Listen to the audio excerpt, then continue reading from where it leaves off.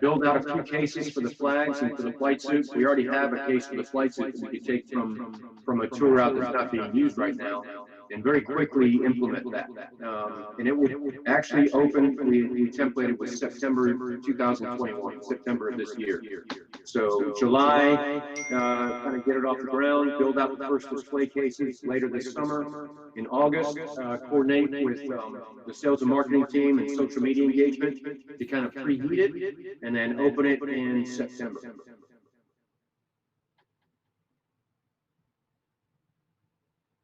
Thanks. I think so. As I recall, we had talked about getting this going and everything, and I guess kind of at the beginning of pandemic, or when there was time down in some other museums, we had talked about looking at our archives and just taking a time to make things more interesting, or have things that we could talk about or use in promotional things and newsletters and things like that, just to keep people engaged. And that was our, do you remember that conversation, Melissa? Things are starting. Things are starting to come back now, and yes, I've been working with Chris and our marketing team on October is Archives Month every year, so I've been sending them things, especially in October, that we can feature on our Facebook page. We have also been starting to be featured fairly frequently with the Low Country Digital Library. They have our Charleston Naval Shipyard newsletter collection and our photograph collection online. So we've got the first 20 years of the shipyard newsletters online with them right now.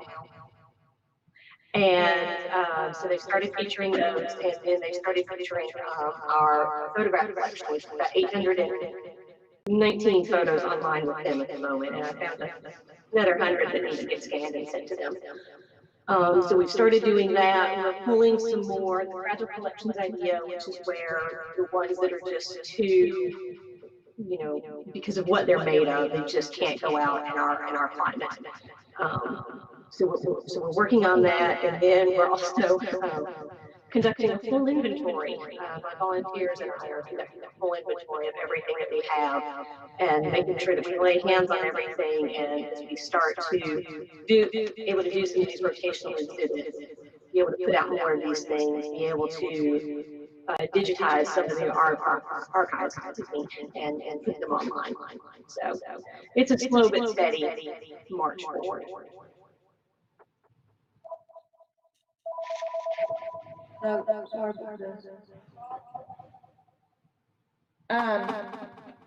Okay. All right, so we'll just look for the fragile exhibits thing in the fall. Yes, ma'am. FY 2022 next year. Right. Later this year. Yes, ma'am. Okay.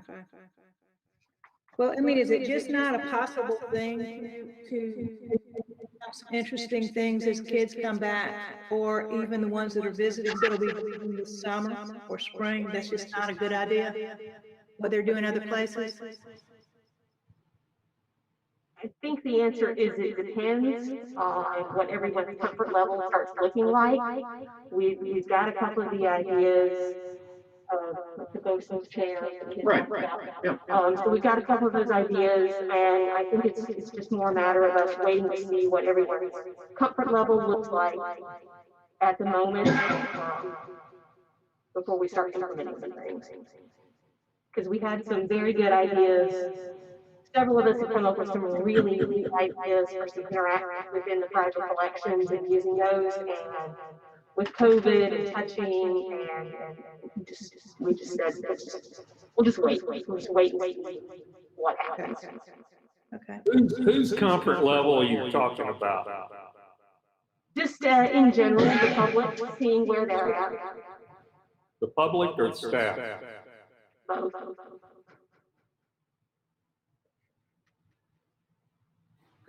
It's an extra layer of disinfecting at certain times.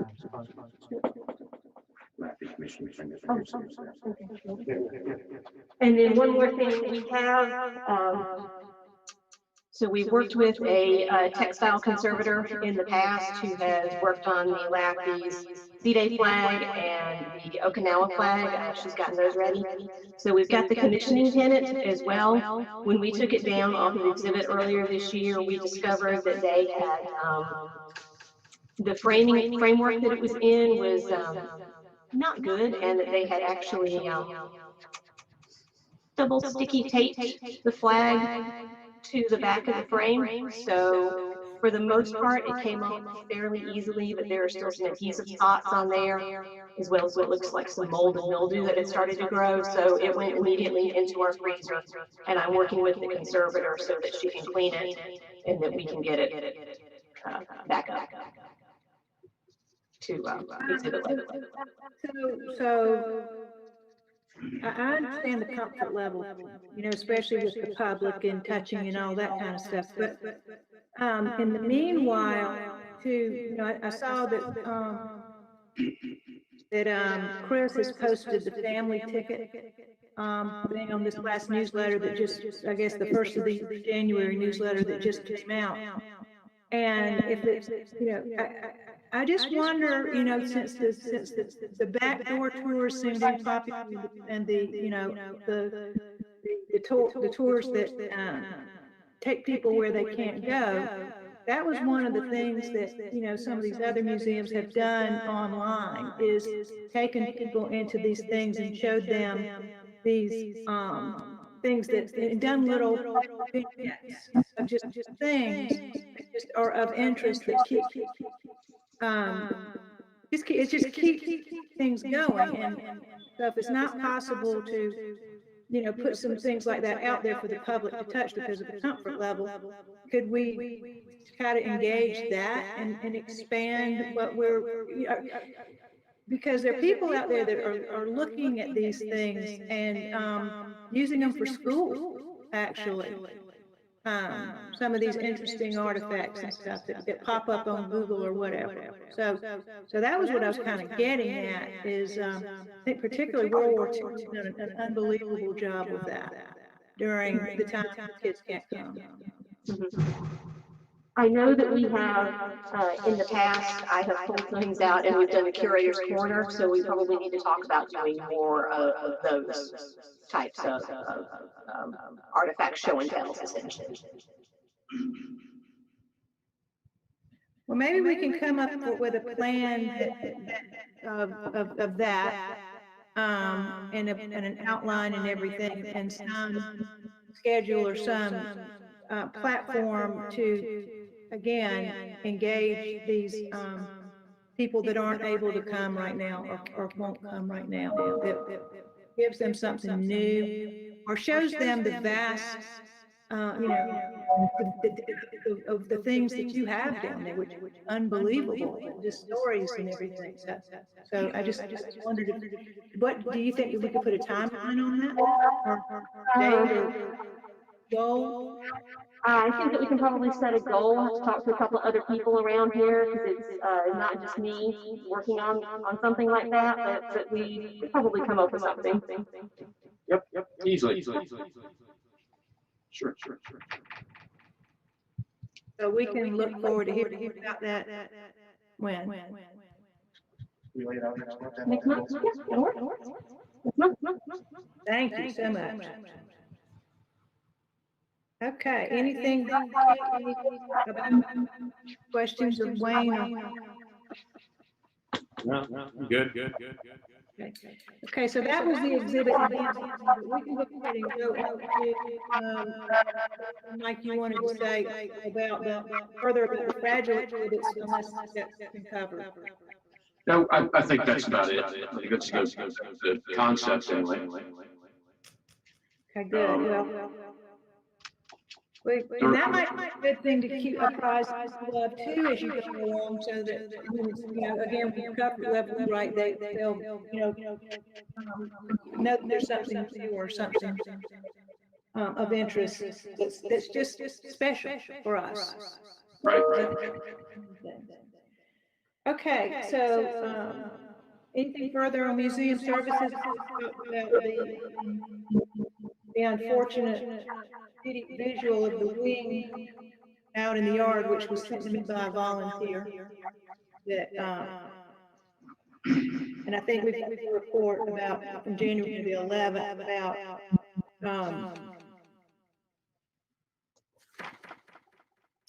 that particular aircraft, and then the 20. I think you sent an email that there are 20 total of those National Naval Museum aircraft, and I know they're under places of repair and maintenance and all that stuff, but of the 20, how many of them are roped up on the flight deck? There are 4 that are currently roped up, and that's twofold. So the National Heritage and Historical Command came in April of 2019, identified those 3 aircraft that were unsafe. 2 of them have been made safe. One of them was the H-3 helicopter, and the bullets were put back in the rotor, so there's no problem with that.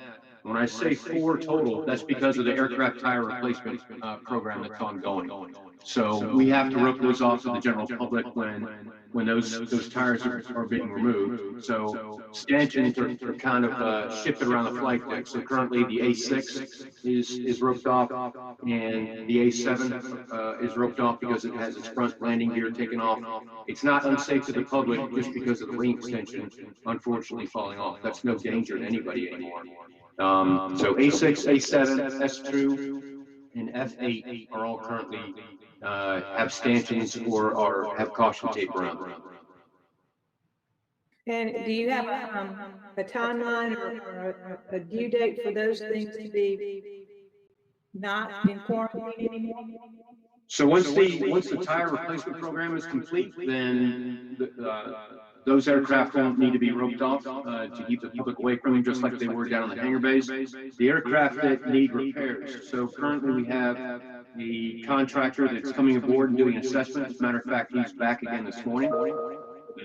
It's Top Flight Aviation Maintenance in Johns Island. And he took a look last week, and he's brought his maintenance contact team aboard this morning. He's there right now with Joe Kemp up on the flight deck and also down the hold. And we expect to get a quote or a bid, excuse me, for his services before the end of the week. So he said by tomorrow. We'll have a good idea of what that's going to cost to replace those landing gear and to bolster the wing on the S2.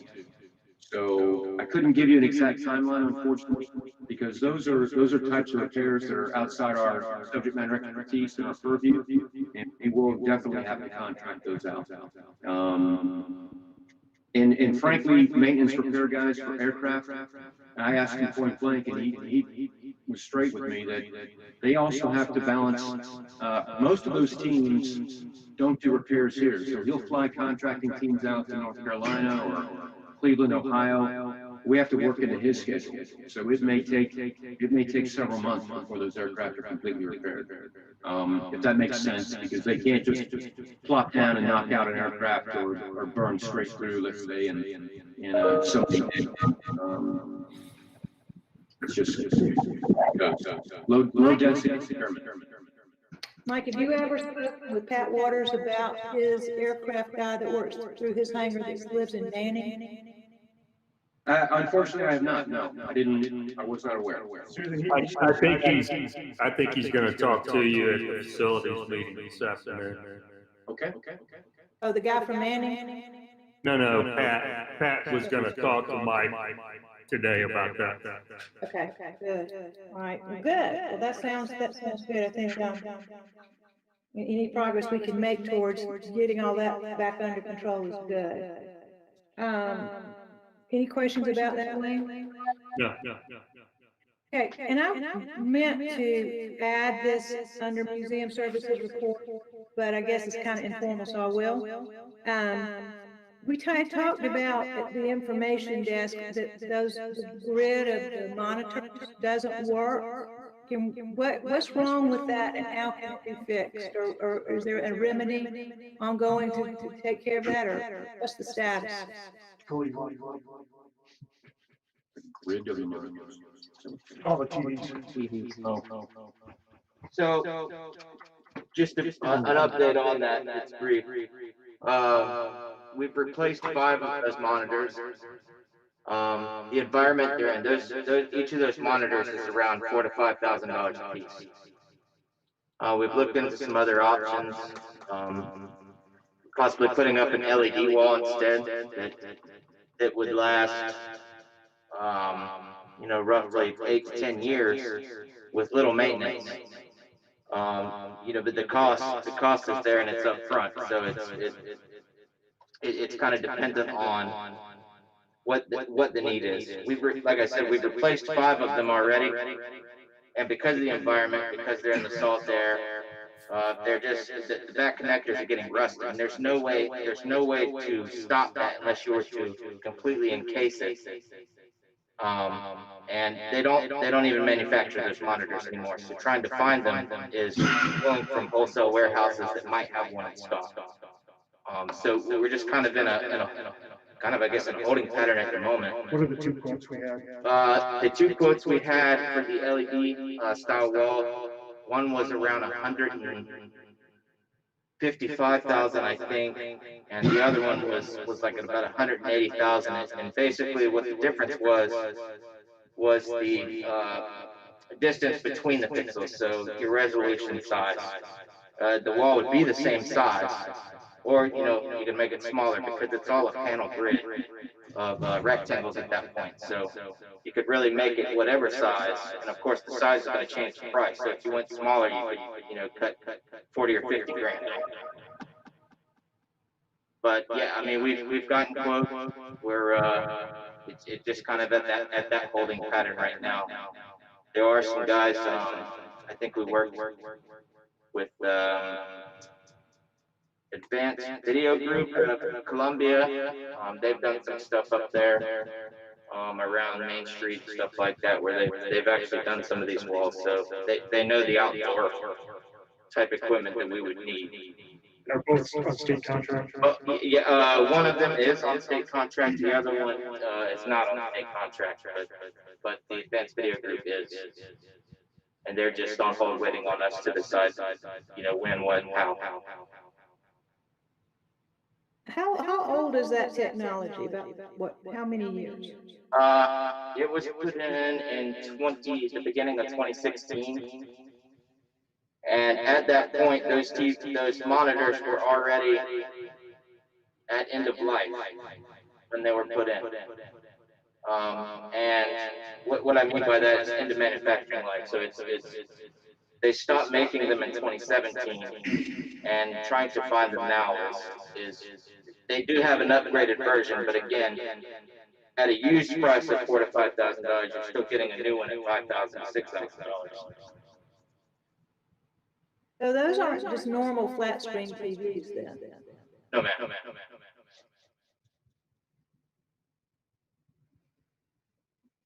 Okay. Well, hopefully that can get fixed, or, and I think we can find the money for that. If it's a priority. Yeah, it's definitely a good experience to walk into. So, I mean, once we make the call, we can just get with them, and they'll come down and measure out everything, and we can go from there.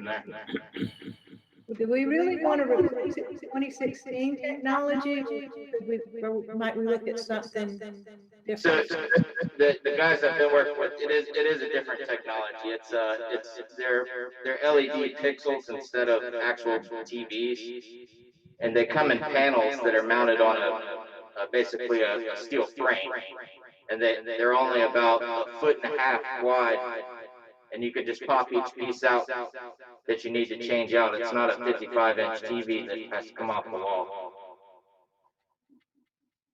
And they're guaranteed 11,000 hours per panel. So you're looking at 8 to 10 years per panel with little maintenance. So is there that package or idea plan put together everywhere or written down? Any formal? I have, and Larry and I have been talked about it a couple times, just on which route we wanted to go with it. Yes, ma'am. Wayne, do you think that would be a good idea to try put together a plan to look into for that? Well, I think it's something we ought to look at. I think that, given how tight our budget is, we need to set some priorities. Correct. But we could get that information and Right. think about it. Yeah. Okay. Okay, so maybe we can put that together and hear about that at the next meeting or so? Yes, ma'am. Okay, perfect. Thank you so much. Okay, so, is there any further question or anything from Museum Services? Any comment? Anything else you want to add? The only thing I will add, Susan, is as you're aware, the PBR that's on blocks and stands outside the Quonset hut. We had a contractor come in and take a look at it on Monday. Gave a realistic overview of the repairs. And I think what we're going to do is kind of a hybrid approach. So we'll have no fiberglass work, repair the fiberglass hull where we have water damage or leaks. They'll have to pull one of the jet turbines, the jet propulsion engines out, refiberglass around it, put it back in, and then what we can do from our side using our own exhibit team with Brian Parsons and Randy, and also combined with the Latter-day Saints volunteers. It's really easy to sand the entire boat, and we have that equipment on hand. So we would resand the entire boat, and we would do our own painting. When you go inside the boat, there's significant water damage to the decking and also the steel. It's made to look like armor plating, but that will have to be removed and taken down to bare metal, repainted, and put back in as well. But that's something that we can do over the course of several months. I project it might take upwards of a year before that's ready to go back in the water, which is exactly what we planned anyway. Boat repairs aren't cheap and they aren't fast. But I did want to touch on that instead of, for instance, contracting someone to take the boat, tow it out of here, and put it in their shop and spend over $50,000, we think we can get at it through combined effort, through contracting our own and through volunteer work. Do you have any signage or anything about it explaining the work that's in progress, or any information about the PBR or any, I mean, like a lot of museums do when they have work in progress, they have background stuff or photographs, or they make it into a display, actually. Is there anything plan to do anything like that? We yes, ma'am. So as you step outside the Quonset hut and immediately to your left, you can't help it miss it. It's right there. We do have stanchions up for basically what you might call bike racks, because we don't want the public walking around the boat itself. So you can walk up within about 6 feet of it. There's the stand that was on the dock that's put right there in front of the PBR that explains what it is. The Mark 31, Mark 1, 31-foot PBR, all the specifications of the boat itself. We don't have any photographs outside of the boat itself, but I think that as it stands, it's currently still a display, and folks are going to see in real time the restoration going on as well over the next several months. So that was kind of our plan moving forward with it. If that sign is the one that's always been there, right? Ma'am? Isn't that sign the one that's always been there? That's not anything. No, it's exactly that. It's the sign that's always been there for the PBR. But we just moved it over in front of where the boat rests now. Okay, good. Well, maybe there's some opportunity there for something new too. Okay. Okay, so let's go to Mr. Key with Education Champion with EIA funding update. Susan, are you good with the Medal of Honor update I sent yesterday afternoon? That was the other item underneath. Some questions about that I think we can ask privately. Okay.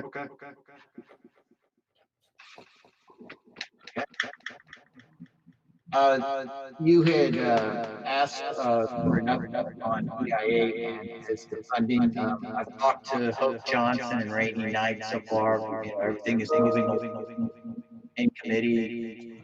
We don't see any glitches yet. We haven't been advised of any glitches of the application that was filed. The book bid was refiled. It closes on the 19th, and at that time, hopefully we'll have more than one bidder. And the target ship date for the books is on February 8th, which is pretty good because the second conversations we've talked to Barbara Harefield, and a couple of people up at Berkeley. As to schools trying to calm down on this in-person situation they're faced with, it's really probably the end of February before they're going to start even considering, allowing us to live stream into classes, anything. We brought in Brooke Beaver, and Brooke Beaver is the head curriculum for schooling, which is one of the largest live streaming LMS programs out there other than Cascade. He's local. He used to be the social studies coordinator for Berkeley County. He's now in charge of developing all of the social studies curriculums across the states. In other words, when a school loses a teacher, they hire this company, they bring in and they live stream a class, and his job is to make sure that their content is compliant with the state standards. So he's agreed to come on and work with us and help us review all of our work, and as we comply with Dr. Knight's requirements when they come up. So he's a wonderful asset. He's going to help us develop some of our programs. And let's see. So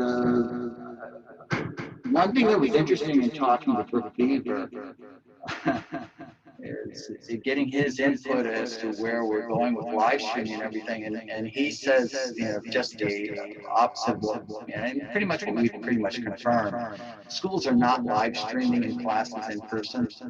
They're tired looking at the screens. They are focusing on in-person programs without using any computer screens.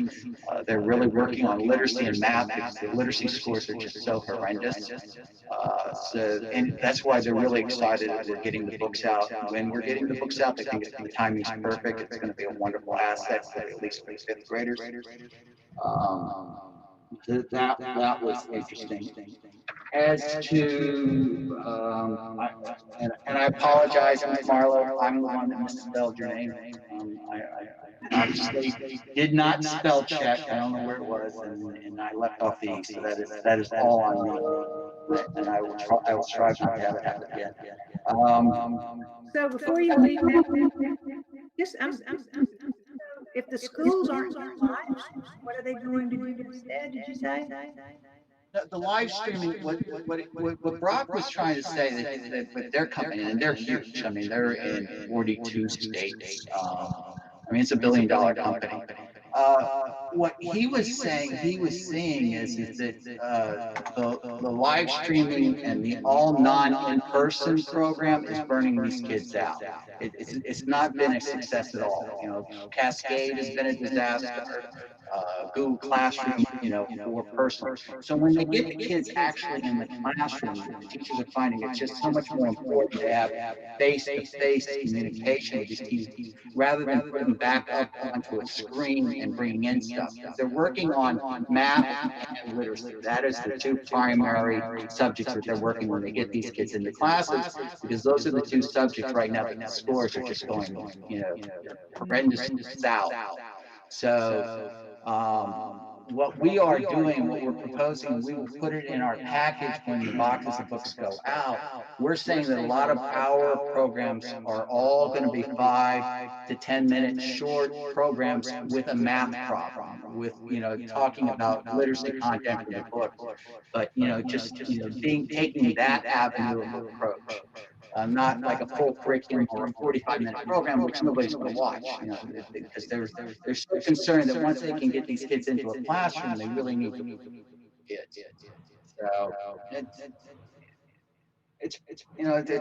we change every day, we pivot every day. Every time we learn something, he was a wealth of knowledge. We sat and talked to him for about 3 hours. Bennett the other day about what we're doing, and and they are just in a mess to know which way to go and all that. Have you been in touch with her? Yes, I have. Yes, I have. Good. All right, that's great. Thanks. And I think Dr. Knight was, that's her whole job up there, Director of Strategic Innovation. And it's amazing, but I think we're good. I think we're on target. We've been working really hard with Chris to get the new education webpage up and running. And I think we will accomplish the date somewhere time in the middle of February, which is perfect timing, so we can get that information included in the box books, that there's a new page, and that will allow them to register. Also, we will put in the work that, that even if your family wants to go to the webpage, try to sneak that into to drive some traffic to the webpage. So Blue Ion and them are working on that.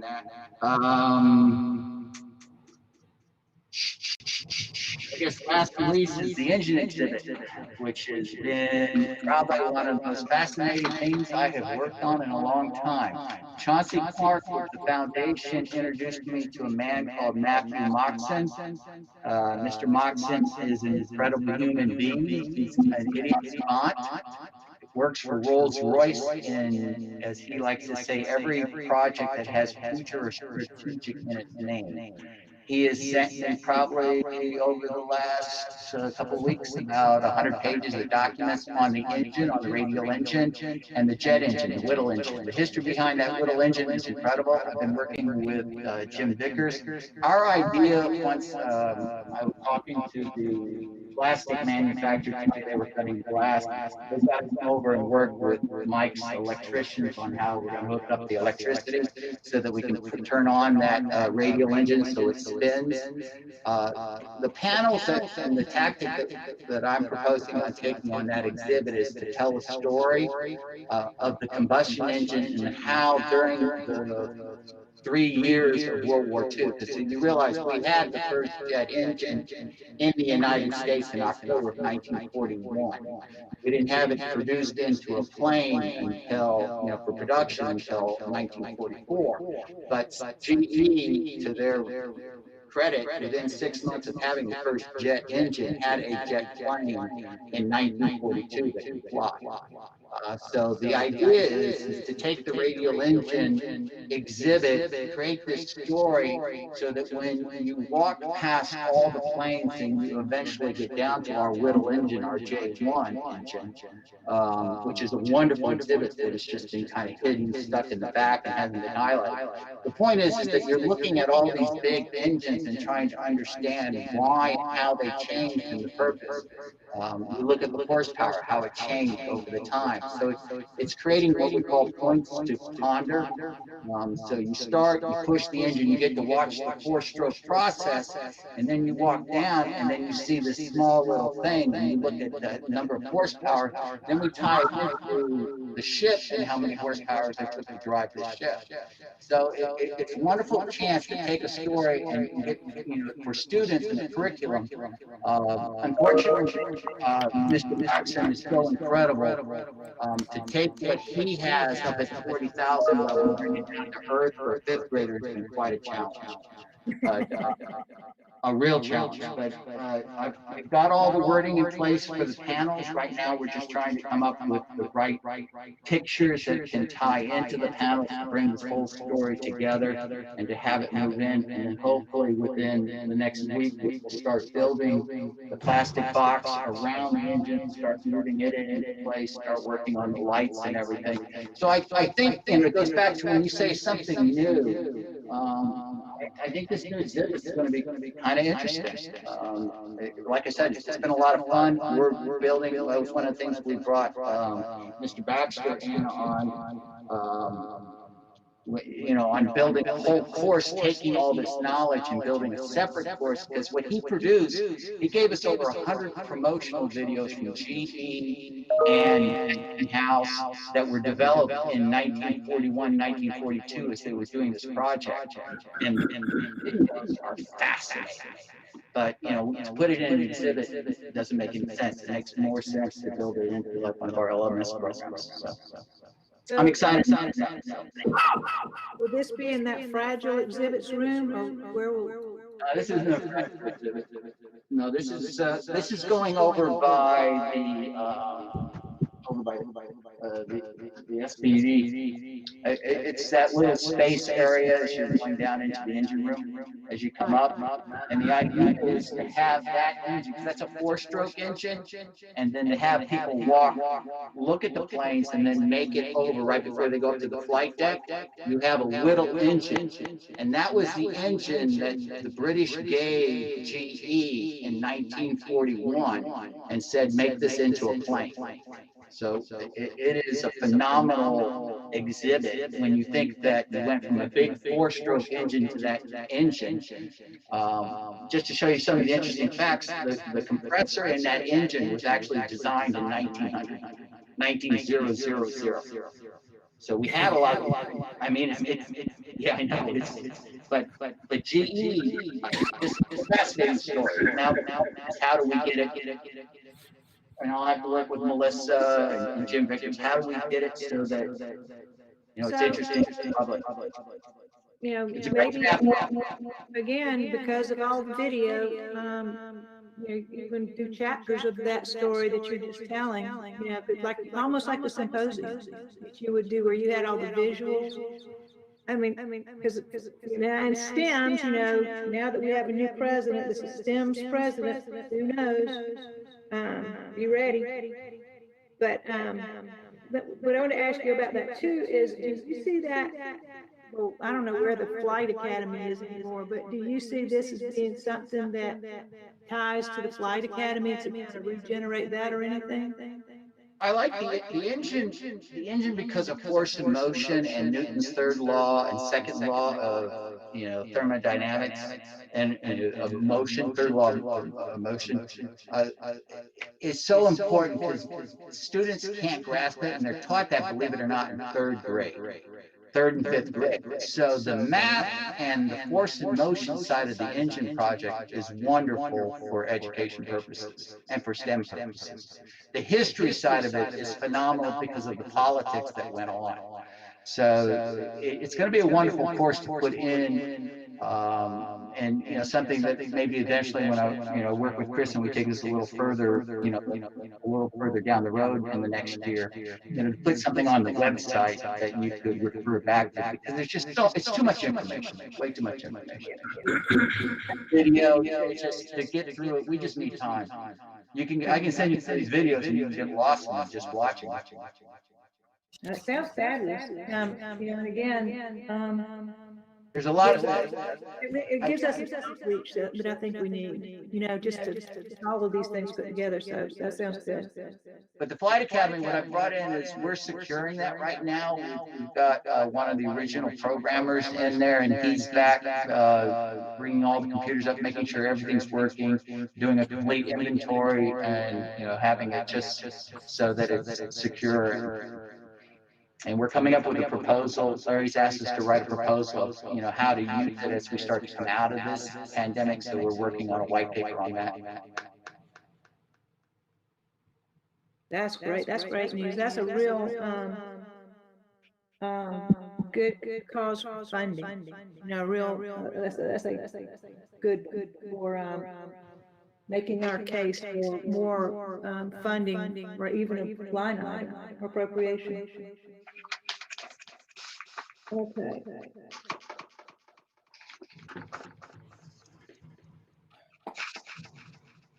Okay, and I guess did that you just reported on the school program outlook too, I guess. I mean, everybody's praying like for everything that by the fall, we'll be back to some semblance of normality. I don't know what more to say. Every day is a different day. Well, I think it's important to be in contact.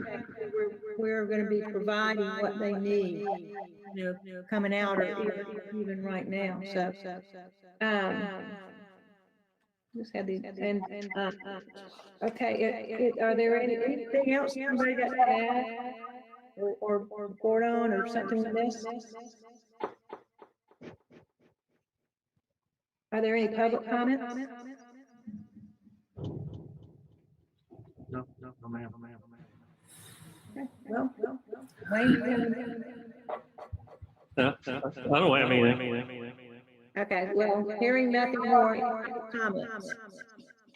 Hearing none, I think we'll move to adjourn by unanimous consent. Sounds good to me. All right. Thank you. Thanks, everybody. See ya. See you.